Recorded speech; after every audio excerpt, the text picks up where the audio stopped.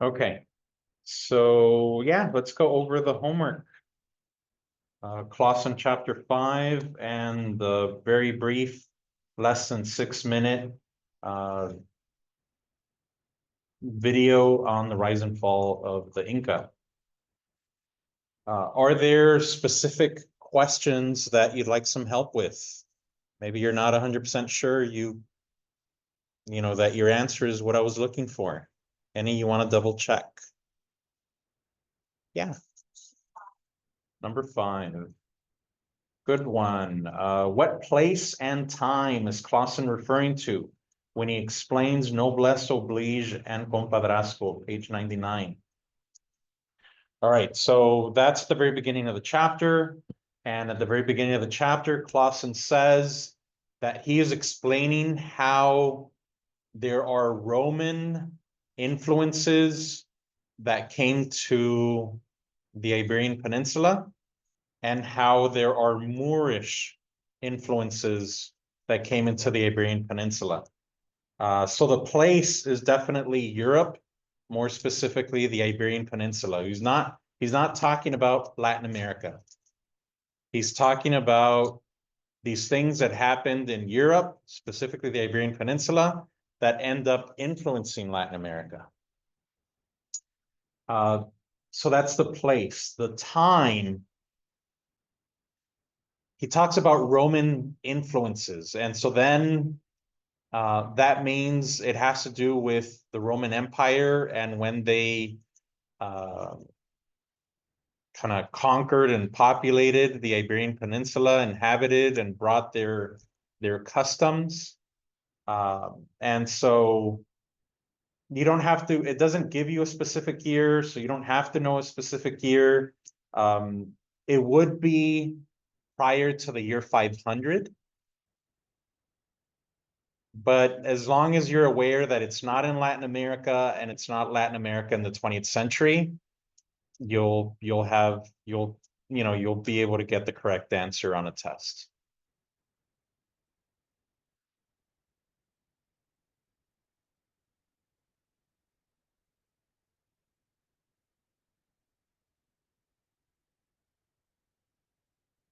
And I'll be talking a little bit more about noblesse oblige and compadrazgo, but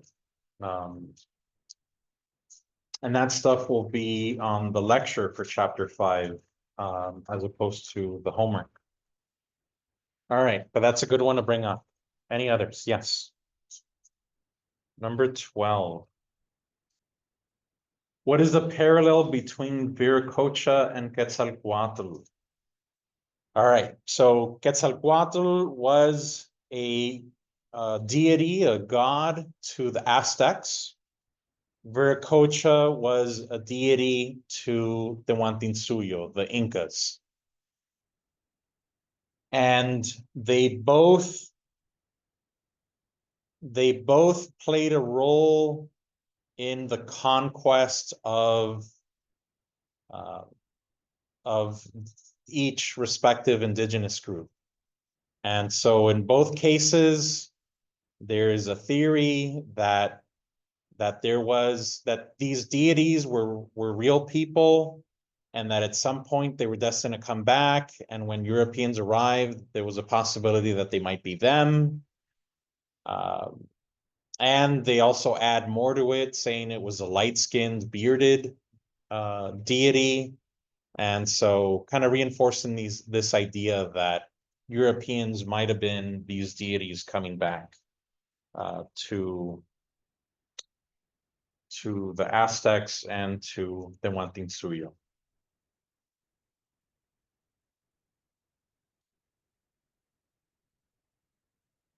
Others?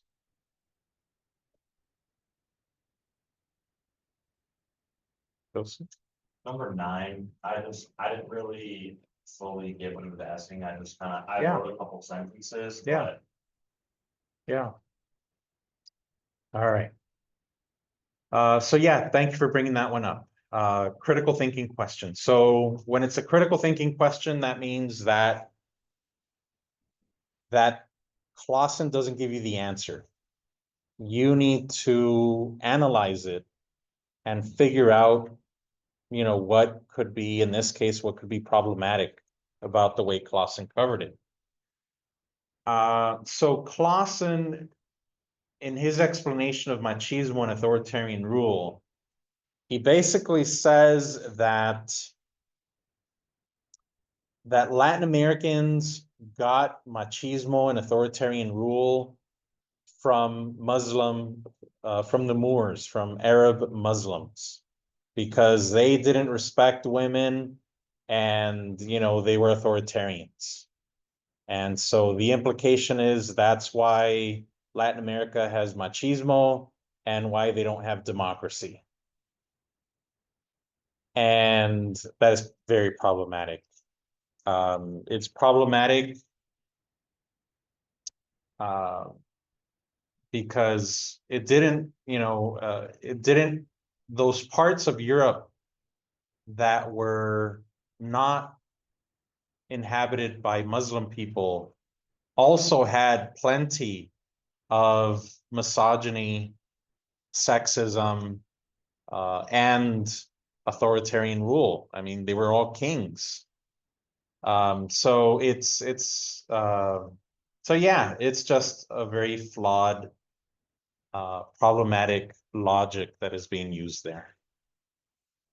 It's a very ethnocentric and judgmental approach. Yeah.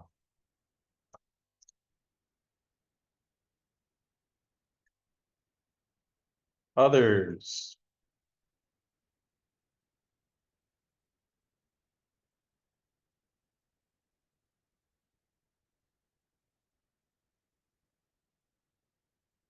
No? All right, I'll go down the line and see which ones I recall being an issue. Okay, for number 6, 7, and 8, the first thing is to make sure you address categories of cultural contributions. And so an example of that would be language. Language is a category of influence.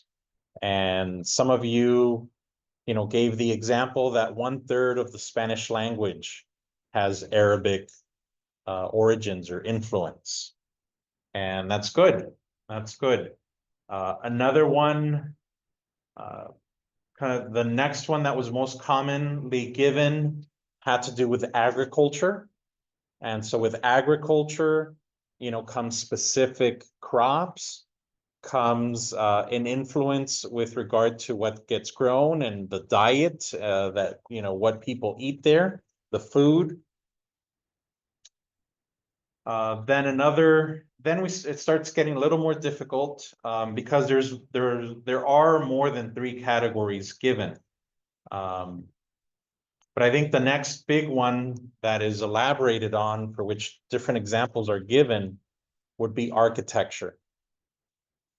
And so then the architecture in the Iberian Peninsula, you see a lot of examples of Moorish influence. They mention arches, they mention aqueducts, I think fountains. So those are the 3 big categories that I'd be looking for. Language, agriculture, and architecture.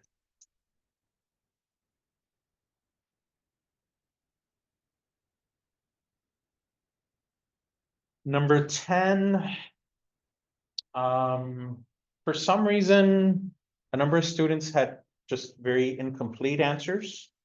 And so I'll just touch on that. All right, so limpieza de sangre was this idea that you needed to be Christian for 3 generations in order to purify your blood, quote unquote. Because if you were a convert, or your parents or your grandparents, then you were suspect. They suspected you of not being a real Spaniard. They suspected you of not being loyal. And that included not being able to hold public office. So limpieza de sangre was this process of having 3 generations of Catholicism. Religion connects, with, that's what it's about. It's about purifying your blood, quote unquote, from other religions that aren't Christianity. And then nationality is, this whole test is for you to be sufficiently Spanish enough to be able to qualify for public office.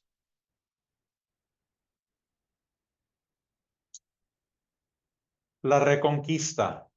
So La Reconquista is about and that was addressed I'm pretty sure that was addressed in the video for the previous, for Tuesday. So La Reconquista is, after the Moors were in the Iberian Peninsula for 800 years, the Spanish kingdoms were reconquering the Iberian Peninsula from Muslim people. And so that is what they reconquered. That's the reconquest. It's the reconquest of the Iberian Peninsula to get rid of Muslim people. And so it's more about the Iberian Peninsula than it is about the entire Muslim world, even if it's considered a low point of the Muslim world.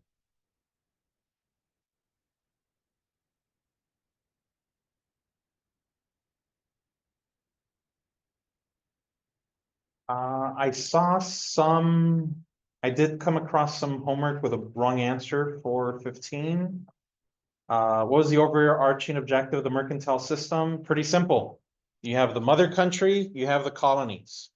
You have a mercantile system so that the colonies enrich the mother country. Simple as that. And I think it said to enrich it to the fullest extent possible.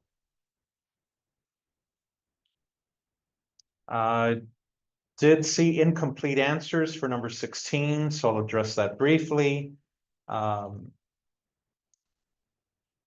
So the encomienda system is the way that conquistadors were rewarded for helping to conquer Native Americans.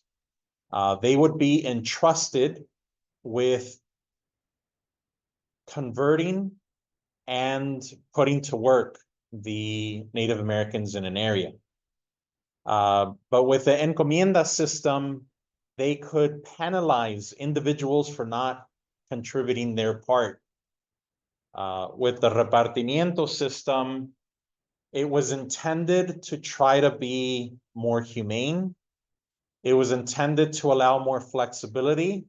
And so instead of saying like everyone here has to do 100 hours of service or bring me, 5 sacks of corn every year or whatever, instead they would say, okay, you are a village. Your leaders can decide how you're gonna volunteer 1,000 hours to me in a year. And it's up to you whether you decide, able-bodied men or, everyone over age 18 or whatever, you figure it out. But that made it so that there was more flexibility and hopefully less punishing of individuals for not doing their part. It was up to the town, the village, the tribe to figure that out.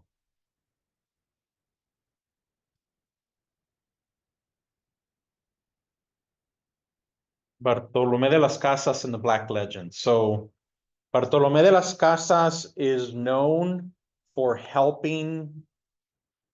advocating for Native Americans, even though he was a Spaniard, spreading Catholicism in the Americas. He would advocate for Native Americans to the crown to get them to realize how badly a lot of Spaniards were treating Native Americans.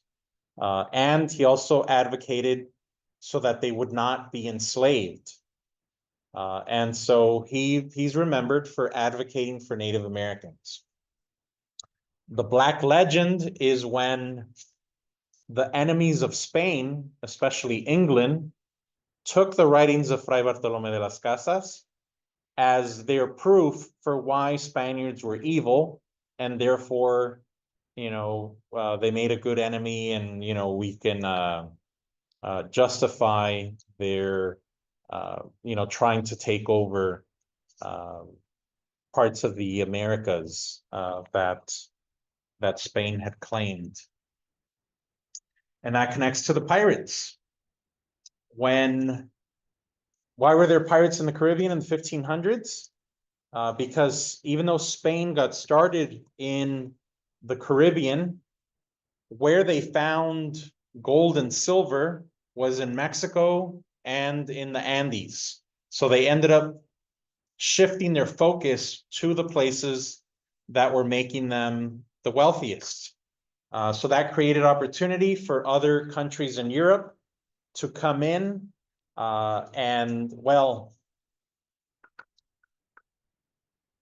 so initially, before the countries officially come in and try to take over parts of places claimed by Spain, first they did it by sponsoring privateers, which are essentially like pirates, people sponsored by England and the Dutch and the French to try to steal riches from those ships, Spanish ships with treasure, and try to claim islands and so forth. So they were sponsored by other European countries, in particular enemies of Spain. For some reason, not that this came up in the homework, but for some reason, sometimes students feel very strongly about distinguishing between privateers and pirates. So a privateer is when a government sponsors kind of a private group to go out and sabotage and steal and kind of unofficially doing it on their behalf. And then pirates can be independent and kind of do it on their own, but they're doing the same thing. And pirates got started by privateering. It's what happened is after these countries officially kind of made themselves openly against Spain or were openly at war or whatever, these privateers might not have been needed anymore. And so then they just started doing it on their own. But before and after, they're doing the same thing. So I don't see a strong difference.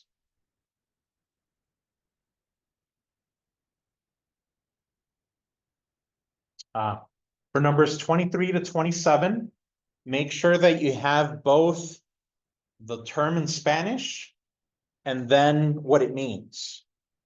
Because if I ask you, which of these terms is the one that has to do with a well-organized military takeover of a country, you need to know whether that's continuismo or cuartelazo or whatever. And so you need both parts of the answer in order to have a good, strong answer where you just need to look at your homework and you don't need to look it up in the book. 28, how many countries in Latin America and the Caribbean have been invaded by the United States? Clawson provides us a list of 10. In lecture, I'll show you a list of 56 instances in which the US militarily invaded part of Latin America. And that's mostly in the 20th century.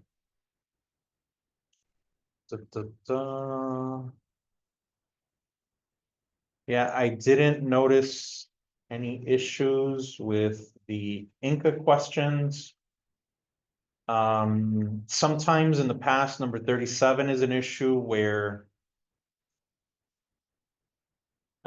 because a lot of times, and you'll see this in a documentary that you'll watch next, a lot of times the conquest of the Incas is portrayed as something that was done very easily in one battle, essentially in one day.